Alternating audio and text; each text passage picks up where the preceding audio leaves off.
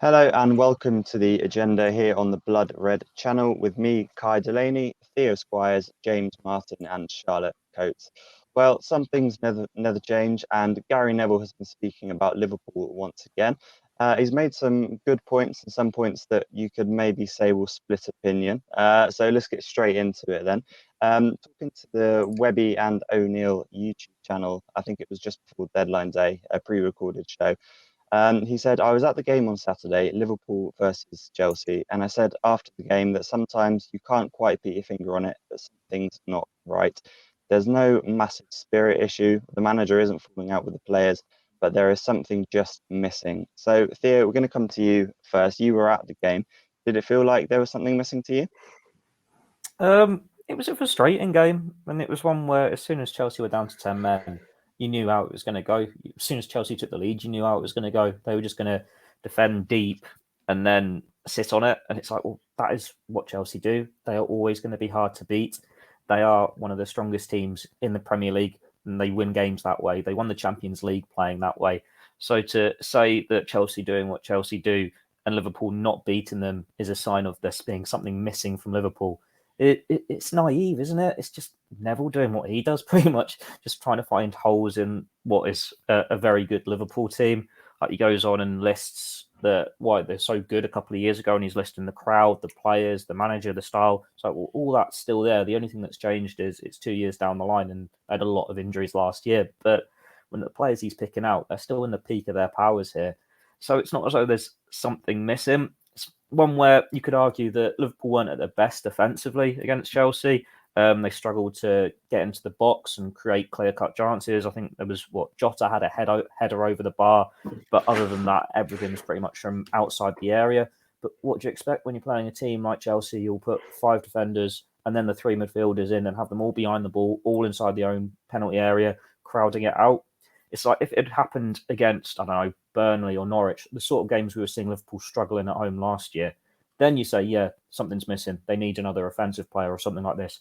But you always expect it in games against Chelsea. Like, if they can do it against Man City in a Champions League final, they're going to be able to do it against anyone in the Premier League. So it's just Neville poking holes, doing what he does. It makes a wild claim at the start of the season, and then come May, he's either got egg on his face or he's been proven right. And we only remember it if he's got egg on his face, which will hopefully be the case come May.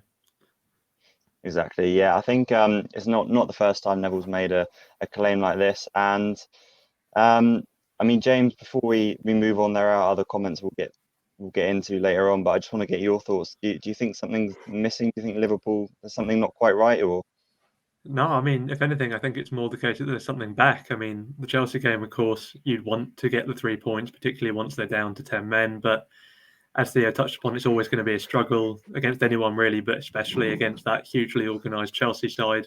It's been a feature of their game for as long as I can remember, really, but particularly in this kind of Tuchel era, that's what he does. So, yeah, it's really just a case of at least we got away with a point in one sense. There were some counter opportunities where maybe with a more makeshift back line, you'd have been a bit more worried, but we have Van Dijk back, we have Matip back. And that for me was the key difference that we saw in the Chelsea game. So not so much anything missing, but the fact that these key players who Neville's been talking up and, 2 years ago was saying they were so spectacular, that they're back now and they look, if not quite back at the height of their powers, they're working their way back up to it on the back of the long-term absences. So, yeah, even though it would have been nice to get the win, I actually took encouragement from the game more than thinking anything was lacking.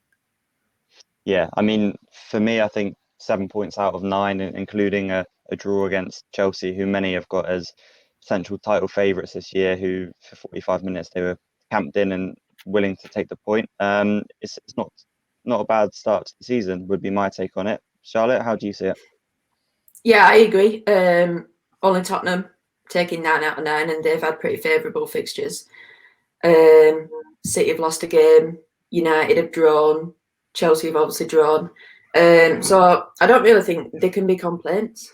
And obviously saying that something's not right at Liverpool, I don't think that's right. You can't win or lose the title at this stage of the season, unless you lose all games. But at this stage, still well within within the fight for the title. And the game on Saturday proved just where we were, considering last season Chelsea beat us in a game where we didn't look anywhere near them. But this time we're coming away disappointed to not have the 3 points, and they were celebrating at the end of the game. Theo, I want to come back to you on this because you touched there that Neville tends to do this every year. Start of the season, he'll come out, say something maybe a bit controversial that will rile the Liverpool fans. And he said in this piece, I remember going 3 years ago and thinking that Man United are in trouble. 2 years ago, I went and I thought we are in serious trouble.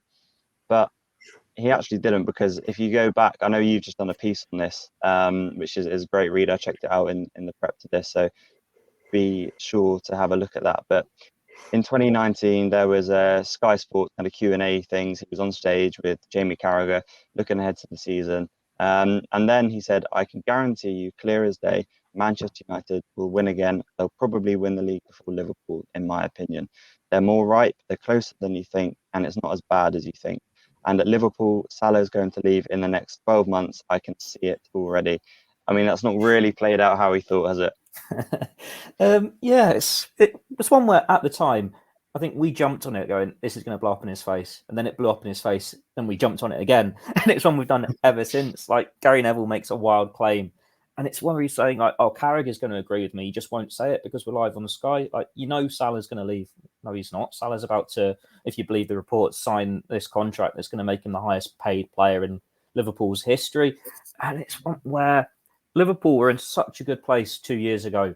They just won the Champions League. They're so close. It was a VAR decision. If VAR had been a thing, they'd have probably won the league the year before as well. And it's like, to say United were going to come in and win it ahead of them, it was a mad call at the time. Was it 33 points, I think, when Liverpool won the title? They were 33 points ahead of United.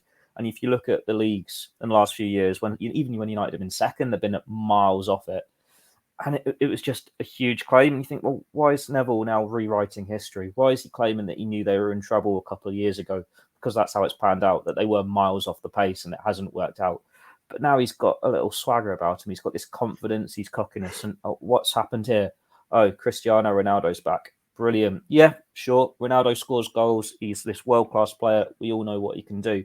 But then he was at Juventus, wasn't he? He signed Juventus to win the Champions League. The best they came was quarterfinalists. So didn't do that. Juventus have won the league for the last 9 years in Italy. They were fourth last year. So yeah, Ronaldo really does make that winning difference, doesn't he? He scores your goals, but it wasn't what United needed. But if that wants to give Neville his confidence back so he can make another outlandish claim, so be it. But it's what all United fans are going to do now, aren't they? They're going to think Cristiano Ronaldo is going to be that signing that can win them the Premier League title. I'm not going to say he won't, because he will score goals and it is one that can go either way. You could have that Cantona impact, that Van Dijk impact. You put that one player in a team and it can transform their fortunes. But you could also upset the apple cart. You could take away opportunities from Greenwood. You could take in set pieces off Bruno Fernandes. Granted, they're mates with the Portugal team, but there's no guarantees it's going to be this perfect formula for United to be the best team in the Premier League again. You look at the top four, there are holes in their teams. They're not perfect. City aren't perfect. United aren't perfect. Chelsea, Liverpool.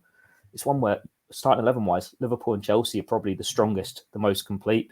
And that's why you can't be making big predictions at this stage, 3 games into the season, because it is impossible to call. The fact that 3 of them are have had the same start. City have lost a game and they're only a point behind. That is how tight it's going to be this year. You don't make your big predictions now. You think to last year, Liverpool were top, Christmas, New Year, but how many teams were top of the league in those first few weeks of the season, those first few months of the season? It was only in the second half when City stormed away with it. Everything's up for grabs now, but guess what Gary Neville does, as I said earlier, he's on Sky, he's this big, famous pundit. He's got to make this outlandish claims. He has hedged his bets somewhat in what he said, because he's come out and said, Liverpool, there's something wrong. They're not going to be there, but they're still going to be winning games, going to be close. Or either something's not right and they're not going to be near, or they're a good team and they are. You've basically just said both now and you think one's going to stick. We shall see, but yeah, it's impossible to call. That's the fact that none of us could say now, hand on heart, this team will win the Premier League, and nothing is going to convince me otherwise, because it could be any of the big four at this stage. And an interesting thing that I've picked out is when he said that, he allegedly was scared of Liverpool a couple of years ago and he thought, oh dear, this team's going to win the league. James, the actual quote from the time was, the crowd, the players, the speed of the football, the front three, Alisson and Van Dijk, oh dear, they're going to win the league. I mean, that all still applies, doesn't it?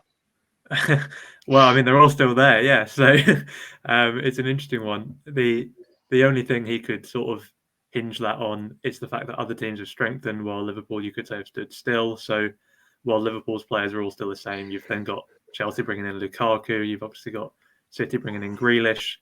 For what it's worth, the Lukaku one scares me a lot more than the Grealish one. They're both very good players, but Lukaku filled a need far more than Grealish did. But either way, they'd both go down as strengthening. But even so, like you say, it doesn't actually affect the core starting 11 at Liverpool. Like, they're just letting other people get on with their business in the knowledge that title-winning team is still broadly in one piece.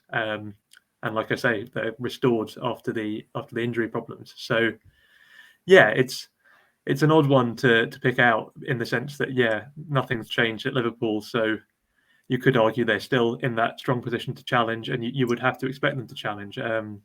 There's the question marks over Firmino and Mane, I suppose, in that 2 years ago they were still in the form of their lives, whereas particularly last season there was talk of maybe a bit of a decline.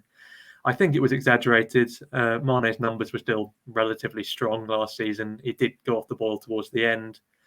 Firmino was sort of the other way round in the sense that he started quite poorly, but then his output actually picked up towards the end of the season. He was an underrated part of what got Liverpool over the line into Champions League qualification.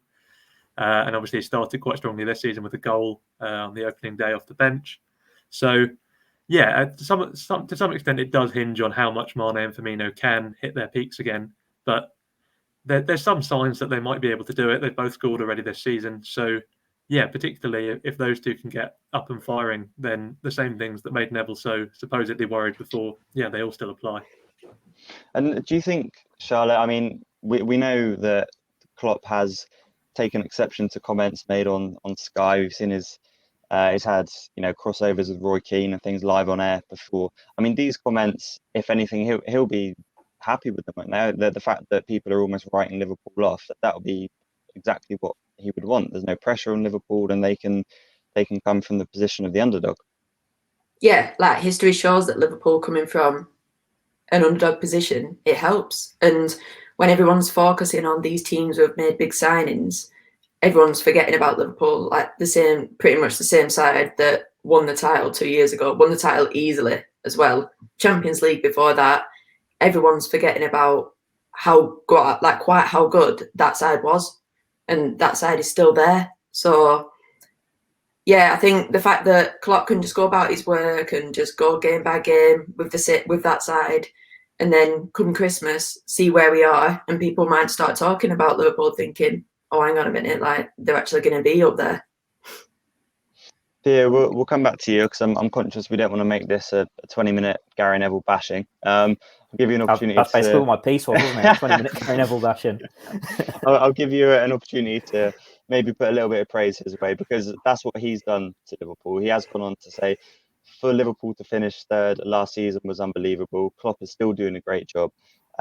He's highlighted the fact that they've made a profit in this transfer window. When you compare all the rivals, even teams of Arsenal spending 150 million plus, and Liverpool don't really have any money to spend by the looks of it. They've got no money. That's one of the things with Liverpool. They haven't got the money that other clubs have got. He's doing an unbelievable job with the resources. He may have wanted more support in the transfer market. I mean, everything there is, again, true, isn't it? To an extent. I wouldn't say Liverpool don't have money. I'd just say they're patient in the transfer market. It's what they've always been. If they want a player, they will wait. They won't sign someone for the sake of it. So if Konate had been available last summer when they decided that's who we want to replace Dejan Lovren, they'd have signed him. And you can go this all the way back through the Klopp and Michael Edwards era, right back to Virgil van Dijk. The fact that they didn't get him in the summer, there was big backlash saying, "Oh, just sign someone else." They didn't. Blow up in their faces a little bit. They were poor defensively the first half of that season, but then they got him in January. You think, oh, how great has that been? So it's one where Liverpool didn't spend massively in the summer, but they got the centre-back they needed. And you say, well, do they need another forward? Do they need another midfielder? We've heard so many times from Jurgen Klopp, he is adamant they don't need another midfielder. And seeing how Harvey Elliott started the season, you can go along with that. You can agree with that. And then up front, it's, well, Mohamed Salah is still going to challenge for the Golden Boot, isn't he? If Sadio Mane puts in 15, 20 goals, he's still got, 15-ish last season. That's a respectable return. Jota's getting the goals as well. There are still options there. It's just if they get broken down by injury. But it's not something you can really attack Neville for, because Liverpool did so well to get third last season when it looked like they could be basically in Tottenham's position in the Conference League. With all the injuries, the season fell apart and they just rescued it. And it is because of Jurgen Klopp. Like, if he wasn't Liverpool manager, you wonder, would they be these heights they are now? Would they've got the players they've got and all this sort of thing? But he has said himself, hasn't he? It's not about signing players just for the sake of it. He is very happy with the business of keeping these players under contract. Like, would you rather spend however much bringing in a new striker, but you risk losing Mohamed Salah? Like, they've got Van Dijk under contract for a long time now. Alisson, Fabinho, Alexander-Arnold, Henderson, Robertson. That is the spine of this team. And granted, Henderson's the wrong side of 30. Van Dijk's knocking it or just hit it. Salah will hit 30 in the next year. Like Alexander-Arnold, Robertson, Fabinho, Alisson, that spine is going to be there for the next 4 or 5 years. So to retain those services, it's huge for Liverpool. It's like, well, Klopp's going to be here for that as well. Yeah, there'll be a little tweaking here and there that he needs to do. But by keeping them there, he's made sure Liverpool's spine is going to remain strong going forward. Now, you don't expect Gary Neville to come out and be all positive about this and highlight that, because it does look different to what the rivals are doing. They've got the money to go out and spend this. And when you look at United and you look at City, when you can say, arguably, they didn't need Ronaldo. They didn't need Jack Grealish. That money could have been spent elsewhere and then be in a better position to win a Premier League title or a Champions League this season. But they still were able to go and do it. Liverpool didn't need that. You look at their squad, they needed the centre-back, they got the centre-back. But the big spending on players, they did that in 2018. They did that when they got Van Dijk, when they got Alisson, and when they got Fabinho. It's that next stage, and that'll be coming in, 18 months, 2 years' time. So it's like, well, yeah, he's got to be positive, hasn't he? He can't be this horrible United fan all the time that just writes Liverpool off and says all this when Klopp's taken them to league titles and Champions League titles. But he's not going to come out and give them true, pure praise either. He's got to have that little bit of negativity. And it's one where you're reading all the quotes, you're just waiting for him to say, United are going to finish above Liverpool. And eventually, at the very end, it comes in, doesn't it? Just gets that little lasting blow in, and you know it's coming. And like I said at the start of this, hopefully it will be egg on his face again come May. Well, you have led us on nicely. I'll come to you first, Charlotte, but just the final quotes, he slipped right in at the end of the interview there. Liverpool are plateauing. I'm not sure they can get to first, and I don't think they will get above United this year. So I want to come to all three of you on this with your thoughts, but I want to start with you first, Charlotte. On whether I think United will finish above Liverpool? Yeah. Well, the fan in me says no. But no, I don't think so, purely because they lack in the manager department, and that showed in the game against Southampton when they drew. And I just feel like they've got all this talent. Like, that's you can't say that they haven't. The squad is probably better than Liverpool's, but you need a manager who knows how to use that squad. And I think they lack massively in that defensive midfield role. It's all right having the players, but you need someone who can protect that defence. Because against the better teams, against like your Chelseas, your Cities, your Liverpools, that area will get exploited. And I think we've all seen that Fred he's not up to it. So having your Fernandezes, your Ronaldos, like whoever they've got up front, they need someone behind them to give them the ball, to protect, to be able to let them do what they want to do going forward. Whereas Liverpool obviously got Fabinho, probably the best in the league in what he does. But obviously the big thing for Liverpool is keeping everyone fit. Like, if Fabinho got a long-term injury, then I don't know what would happen there.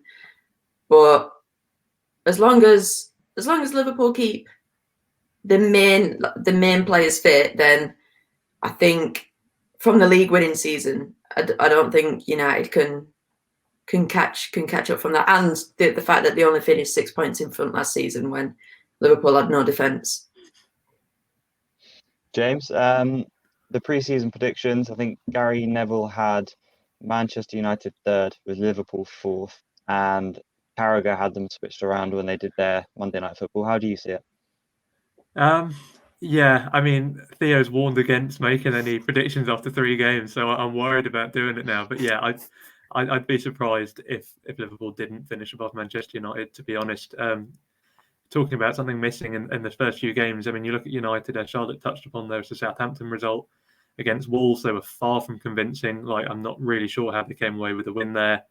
Obviously, you can make the argument of sign of a good team, but really a sign of a good team is winning comfortably. So you don't really want to be having to scrape these results with too much regularity. There was also a Stonewall penalty in there, which somehow wasn't given. I can't even explain that one.